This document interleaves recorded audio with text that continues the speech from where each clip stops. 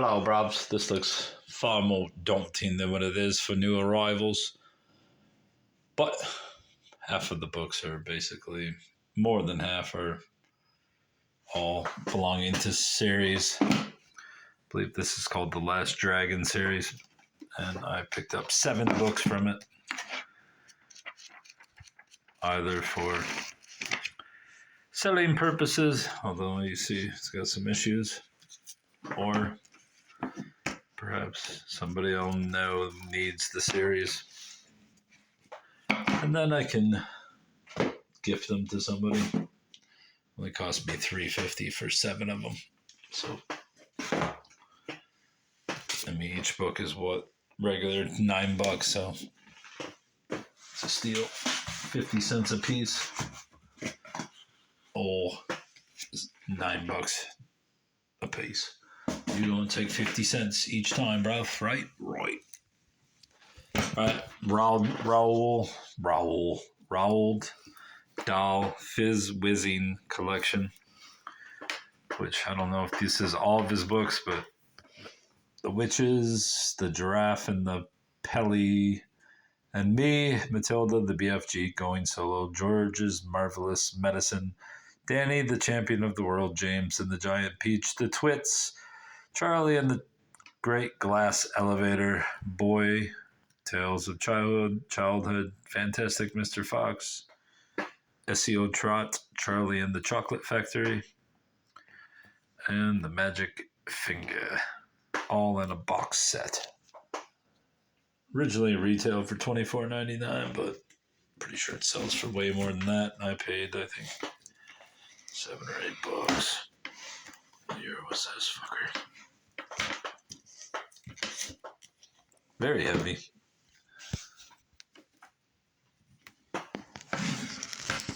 I paid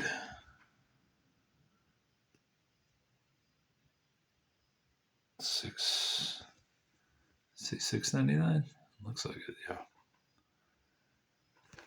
So that's exciting. That's half the book's gone. I don't know where the hell I'm gonna put this. Probably down here. Oh, let's get on with it. Sasquatch, Don Hunter, and Renee Dahinden. A lot of people think that the Sasquatch sightings were hoaxed, and they might have been, but I do believe there's Yetis. Some people disagree with that theory, but I believe in them. There's too many sightings that have been occurring for, might even be centuries, to just say it doesn't exist. There's something going on, whether it's just an ape or whatever, but yeah. A species of ape that no one knows about, skunk ape or whatever the frick you want to call it. George Orwell, Down and Out in Paris and London. What is that? No, it's probably I wonder if this was a library book. It doesn't seem like it. A novel by George Orwell. What year? 1961. Originally 33. The unusual fictional account, which is in good part autobiographical, narrates without self-pity and often with humor the adventures of a penniless British writer among the down and out of 2 cities. The Parisian episode is fascinating for its expose of the kitchens of posh French restaurants, where the narrator works at the bottom of the culinary echelon as dishwasher or plongeur. In London, while waiting for a job, he experiences the world of tramps, street people, and free lodging houses. In the tales of both cities, we learn some sobering Orwellian truths about poverty and society. I wonder if that head was dropped by the same person who donated this book, One More Train to Ride, The Underground World of Modern American Hobos, of which I am not a fan of hobos. I knew somebody who had a grandfather that was a hobo, and I mean, they just sound like awful people for the most part. Obviously, not everyone was a piece of garbage, but I don't know, they just seem like ambitious bums. So there you go. Medieval Ireland, the enduring tradition. Michael Richter.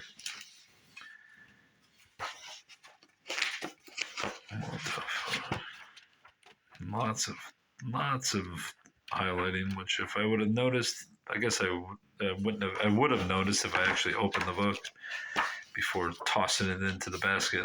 Actually, I needed another book, so I got 13 total at this one at my main stall. So there you go. Got some Ireland. This, I hope the sticker comes off. Just come off. Be easy about it. Jonathan Rand, Michigan Chillers. Kind of like the Goosebumps of today. Rand is a local artist or author, at least in Michigan. And I believe he's branched out to other states to write books about them as well. But he originally started here, and the books were about Michigan, but I guess he got big, so why stop there when you could pound out kid books and make a bunch of cash? Books seem to be rather popular, so I guess can't blame them. Not that I'd want to be a Bionic Bats at Bay City. Signed copy. What's that say? What's that even say? Ash Aisley Guy. Anyway, now I got that book. This I wasn't going to get it, but I've checked it on eBay and it's probably worth 10 to 15 bucks. The Alchemist by Paulo Coelho, but this is the graphic novel.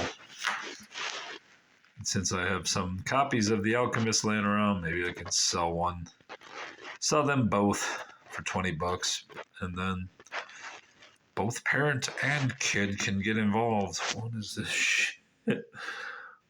Why is this woman half naked? Is this like the Garden of Eden? That when Narcissus died, the goddesses of the forest appeared. I'm sure they went from La Chambres.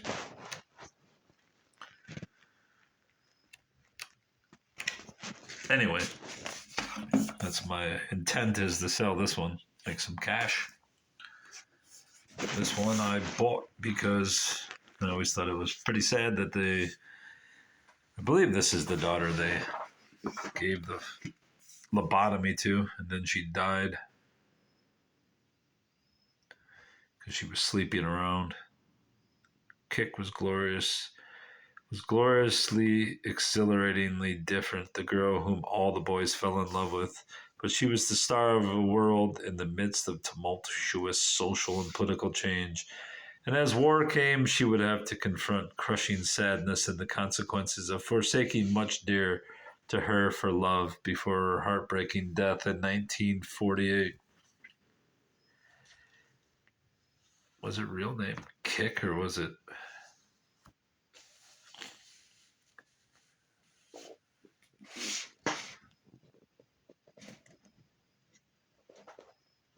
Maybe this is the one. Maybe this isn't the one who was lobotomized. Kick Kennedy, the charmed life and tragic death of the favorite Kennedy daughter. I don't know. I could go in the other room and look, but I got no time for this. Another book I bought for sales purposes: Ruta Sepetys, The Fountains of Silence. Signed copy. Was a number one New York Times bestseller, so there's her autograph. Is this a novel? I believe it's a novel. Acts as a champion of the interstitial people so often ignored. The Dawn of Detroit, a chronicle of slavery and freedom in the city of the Straits. Don't know that there were black slaves, but I'm going to guess that they were Indian slaves.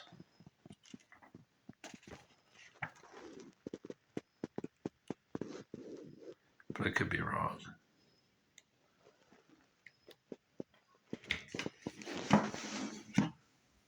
Paradigm shifting book that transports the reader back to the 18th century and brings to life a multiracial community that began in slavery. The New York Times, Darwin of Detroit, The Dawn of Detroit, reveals for the first time that slavery was at the heart of the Midwest's iconic city, hailed by Publishers Weekly and a starred review as a necessary work of powerful, probing scholarship. The Dawn of Detroit meticulously uncovers the experience of the unfree, both Native and African American, in a place wildly remote, yet at the center of national and international conflict. Ty Miles has skillfully assembled fragments of a distant historical record, introducing new historical figures and unearthing struggles that remain hidden from view until now. In her eloquent account, the Washington Post declared Miles conjures up a city of stark disparity and lives quashed.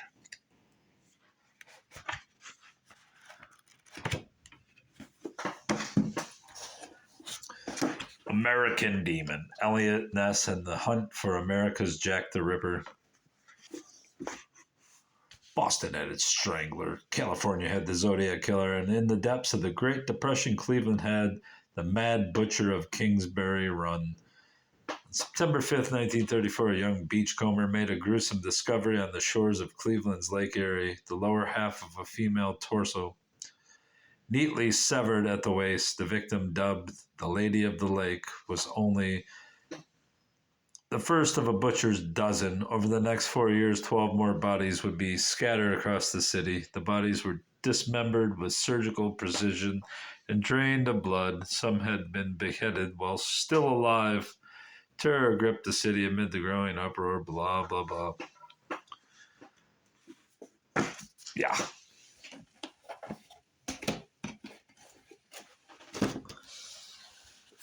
Secret Life, first-hand documented accounts of UFO abductions by David M. Jacobs, PhD.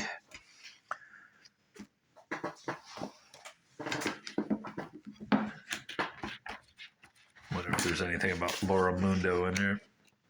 Or is it Mundo? No, I don't see anything. But that doesn't mean it's not in that.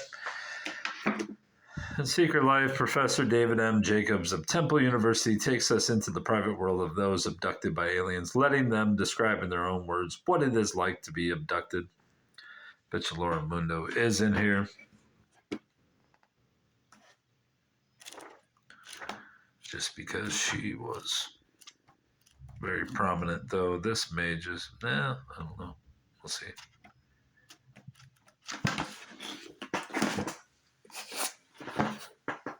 The selected poems of Jacob Gladstein, October House, Whitman.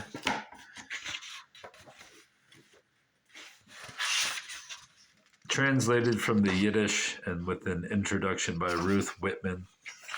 Since I'm reading the book Gollum, that's a goal. Gollum Remembered, and he talks about obviously Jewish writers. I believe he's mentioned this guy in some Google search I did, so hopefully there'll be something related to him, which would make it rather interesting that I happened to find this book. I may actually read this book on this channel as well. Gladstein. Don't know anything about him. Never heard of him. Don't know if there's anything about the Gollum in here, but you'd have to assume there is, since he's a writer And he's Jewish.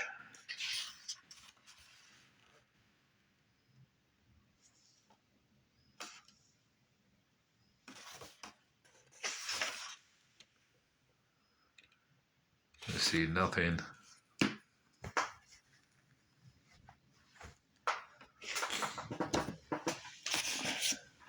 Who killed these girls? Cold case. The yogurt shop murders. My mother speaks of this story often. Facts are brutally straightforward. On December 6, 1991, the naked, bound, and gagged bodies of the four girls, each one shot in the head, were found in an I can't believe it yogurt shop in Austin, Texas that had then been set on fire. Grief, shock, and horror spread out from the families and friends to overtake the city itself. Suddenly, in the maelstrom of modern America, obviously it's a cold case, so there you go. And finally, another copy of Hillbilly Elegy. I just happened to find my copy last night, and I must have unlocked the God's will to give me a second book. Not signed as well, but as I said before, I could probably just ring JD up and maybe he'll sign it. Another first edition, probably worth 15 or 20 bucks. Don't know what it's about. I had this one in a box for several years after I moved, and I looked for it in vain for about 2 weeks, couldn't find it, and then, as I said, I discovered it in a box last night, and then what happens? I found another copy today. To me, that's two $20 bills. It's not much about J.D. Vance that interests me, but this one was $2. This one, I have no clue how much it was, what it cost, so don't remember. I bought it because back then, whenever I bought it, I'd say 5-10 years ago. I don't know when it came out, but I'd hoped to sell it, but I never sold it. So 2016. So it wasn't 10 years ago, but it was between 5 and whenever. And it basically had no value until recently when he was announced as a vice presidential candidate, and the rest is the rest. The signed copy has gone for up to $1,400, which is absolutely insane, but there you go. Goodbye, bruv. Goodbye.